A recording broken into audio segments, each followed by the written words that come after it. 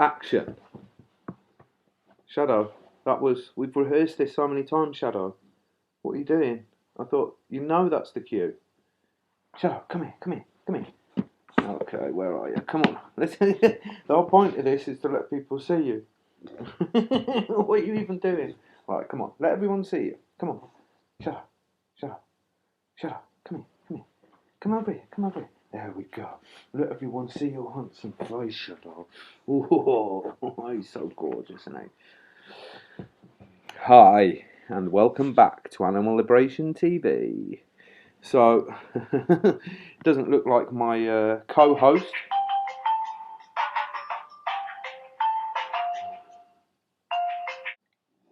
And action. Shadow. Are you letting me down again? Shadow, come on. Shadow, come over here. Let everyone see your face. So my co-host is being rather awkward. This was the whole point of getting you on the show, to say your bit, Shadow. So this is Shadow.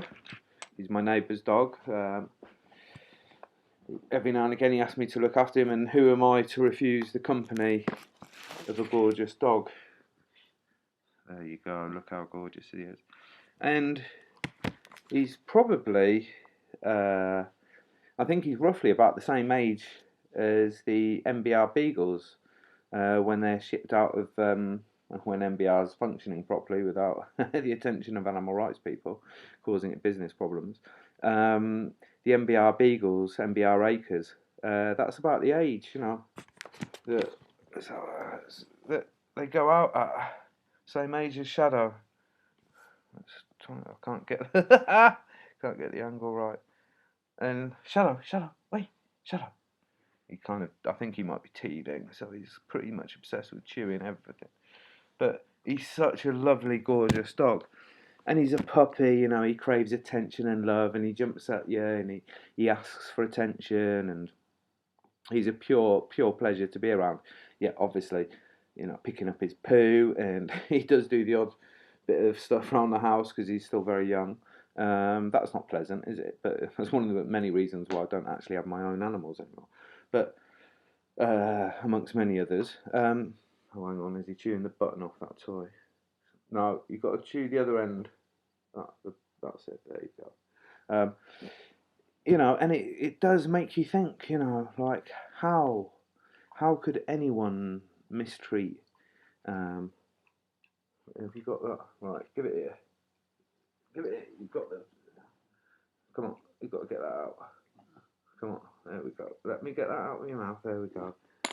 No, that's not good. He's chewed the buttons out of the toy. Thought that was going to happen. I'm keeping an eye on. Right, got that out of his horrible mouth. And you've got to be thinking to yourself, how can they do that? How could anyone mistreat a gorgeous little creature? He's refusing to take part. We'd signed a contract and everything that he's taking part in the show, and he's just refusing to behave himself. What a typical puppy. Oh, he's a good lad, Shadow, ain't you, mate? You're a good lad. Show everyone how beautiful you are. He's a good boy. Oh, I love him. So, yeah, how could anyone mistreat something like that? Like, the only thing that inside of me when I see, Shadow or any animal, really, but, especially a cute puppy dog, for Jesus Christ, it's the sort of thing that kids ask for Christmas, God help us, but, like, oh, puppy dog, they're like the cutest things in the world, aren't they? All they do, I came up with this idea kind of, well, probably over the years, but like, especially last summer, I think, when I was really thinking about dogs, when I was going to Camp Beagle, and I was really thinking about our interaction with dogs and our kind of, what dogs are to us. And I started thinking that really, dogs, if they're not completely inbred or mistreated in any way, dogs are essentially transmitters and receivers of love. All they're interested in, generally speaking, is love. They want to get loads of love. They want to give loads of love. All day long, they wake up, bouncing and happy. They want their walk, they want their food, they want their love. You know, some people might call them simple creatures, but I mean, the other way of looking at it is, well, humans are complicated creatures, and look at the state of us. So the simplicity of dogs, not that they're stupid, far from it, is one of their attractions, isn't it? Because really, you know, unless they are inbred or mistreated, they are transmitters and receivers of love. You know, and one thing that really helped me through last year when I was grieving heavily for Brench, my mate, my best mate, that you know I've done some stuff on. If you follow my channel, you know about that. Last year was a very heavy year of grieving and loss for me, really intense. I was very, very unhappy. You know, there was the first 2, 3 months, well, certainly the first month, I remember thinking I'm never ever going to be able to be happy again. And you know, every time we had 2 cats in the house. One of them was quite young, sort of kitten really at that point, Hannah's cats. And those 2 cats, especially the young one, the kitten, really made every difference to me, the contact with them, the love that they'd give me back and the love I'd give them. And the next door neighbours had a dog called Belle, and every time I'd see Belle, she just made me feel that much better inside, you know. And there's actually things called therapy dogs or something like that now, where people who are suffering from PTSD can spend time with a dog, you know.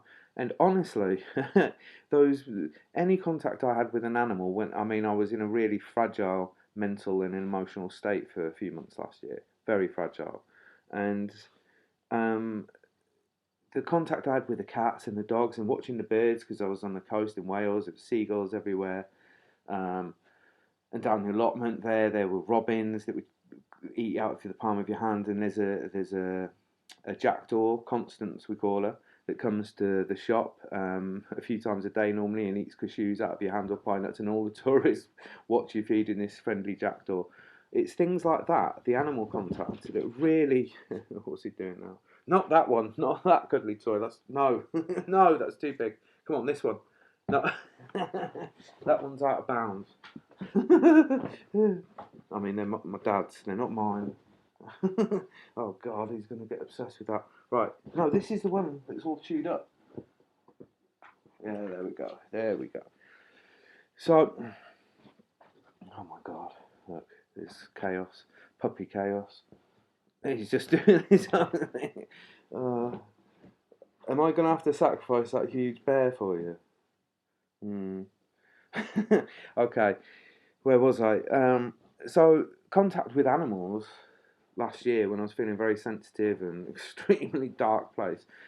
That every time I had the contact with animals, it just made my heart a little bit of soothing, you know, and rested my nervous system just a little bit, you know, stroking the animals, seeing the love they've got and the enthusiasm for life, you know, because dogs especially are always bounding over with energy, you know, unless they're quite old. They've always got loads of energy for life, haven't they? They're very passionate about life, dogs, but in a simple way, but not a stupid way. And that's what we like about them so much. That's why they make pets, don't they?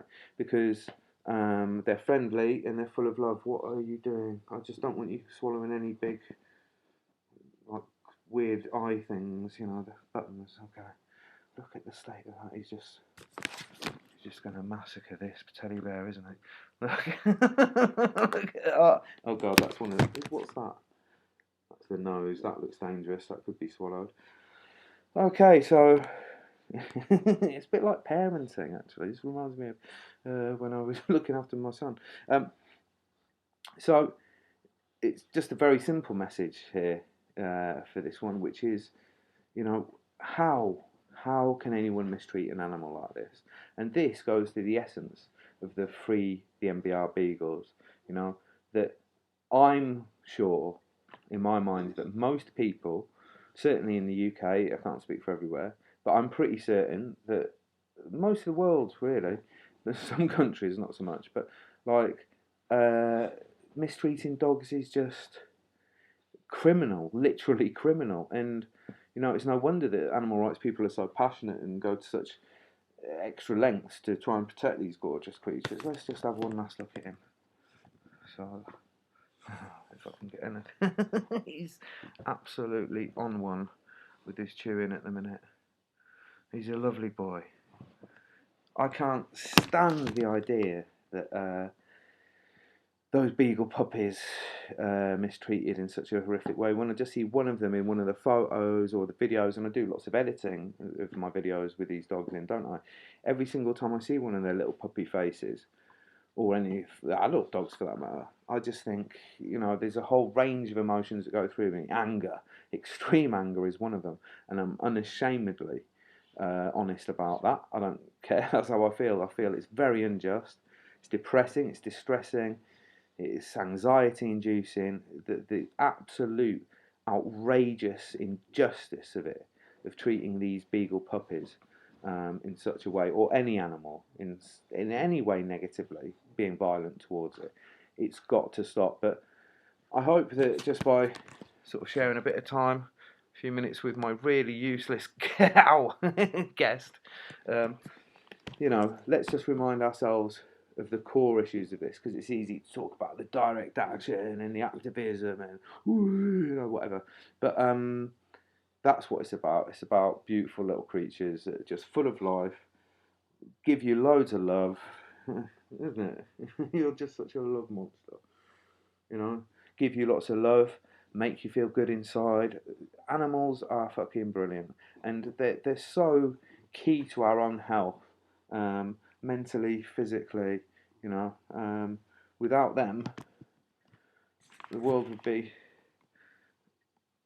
a terrible place. But you know, we have got to get rid of all the injustices for us to enjoy that properly. But so hopefully, you're going to say goodbye, Shadow, like we rehearsed.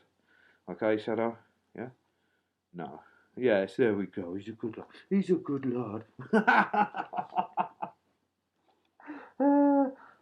Take care.